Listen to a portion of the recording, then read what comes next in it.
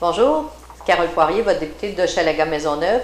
Nous sommes le 21 mars, alors c'est encore l'hiver. Malheureusement, on croyait que le printemps arriverait, mais il neige encore. Je suis à Québec et je veux vous donner quelques informations cette semaine sur des activités à venir, des activités que j'ai faites cette semaine. Ça a été une semaine riche en activités, mais dans un premier temps, vous donner quelques nouvelles sur des dossiers d'actualité. Alors, dans un premier temps, vous savez, nous avons inauguré la maison Sainte-Catherine. Alors, c'est une maison d'hébergement pour femmes, 14 chambres, que le CAP Saint-Barnabé a réalisée. Cette maison de chambre qui va accueillir des femmes qui sont dans le besoin, avec des logements subventionnés, qui se situent au coin des rues Sainte-Catherine et Jeanne d'Arc. Alors, je suis très heureuse et je félicite le CAP Saint-Barnabé, le GRT Bâtir son quartier pour cette magnifique réalisation dont on est très fiers dans notre quartier. Aussi, cette semaine, le gouvernement a déposé la loi sur l'économie sociale. Écoutez, vous le savez, je le dis souvent, Hochelaga-Maisonneuve, c'est le Silicon Valley de l'économie sociale et je suis très fière d'avoir été à la source de cette initiative de notre gouvernement. Avant les élections, j'avais vraiment tout fait pour que notre gouvernement puisse inscrire cette volonté dans notre plateforme électorale. Et aujourd'hui, le ministre des Affaires municipales a déposé le projet de loi sur l'économie sociale. Alors, j'en suis très fière. C'est une reconnaissance de la valeur ajoutée dans notre société, de cette économie de premier plan, et tout particulièrement dans Hochelaga-Maisonneuve. On a eu aussi dans les dernières semaines la fondation du réseau des maisons oxygènes. C'est quoi une maison oxygène? Une maison oxygène, c'est la maison qui accueille des hommes avec enfants en difficulté.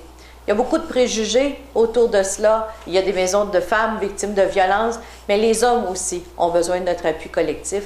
Et les maisons oxygènes accueillent ces papas-là avec leurs enfants et font en sorte qu'on puisse leur donner le soutien nécessaire dans une période difficile de leur vie.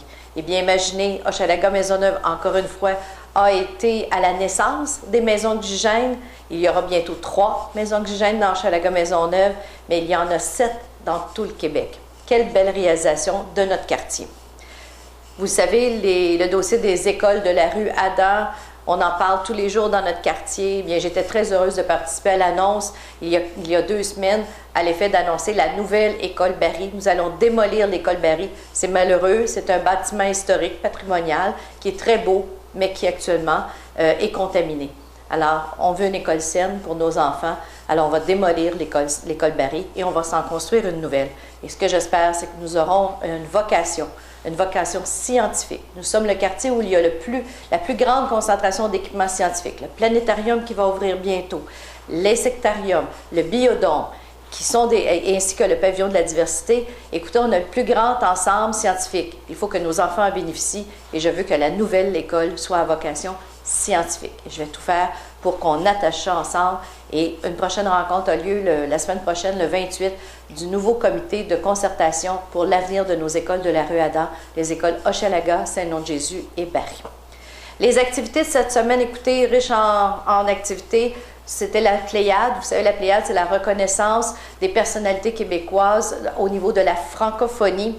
Eh bien, il y avait là Jacques Demers, l'ancien coach du Canadien, l'ancien entraîneur du Canadien. Il y avait là Jean-François Lisée, le ministre maintenant de la francophonie. Il y avait Aïda Camard, que je veux saluer. Aïda est une femme qui a beaucoup contribué à la diversité culturelle à Montréal.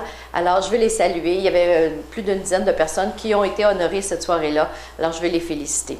Aussi, cette semaine, il y a eu deuxième rencontre avec les étudiants à la maîtrise de l'ENAP.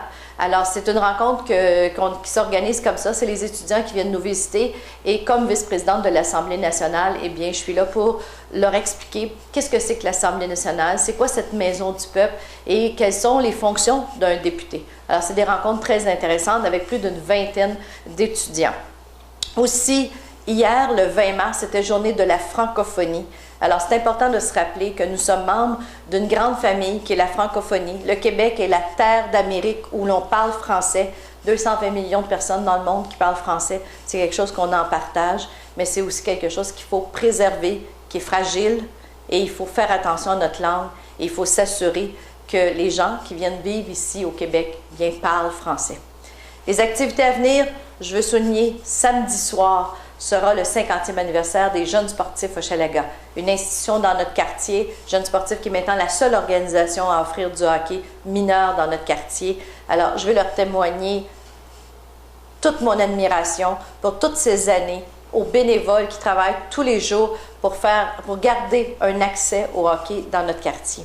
Aussi, vendredi soir, il y aura un spectacle avec le Café Graffiti au Cégep Maisonneuve. Alors, Café Graffiti qui accueille les jeunes qui ont du talent de graffiteurs et qui le mettent à notre disposition. Alors, un super spectacle au Cégep Maisonneuve.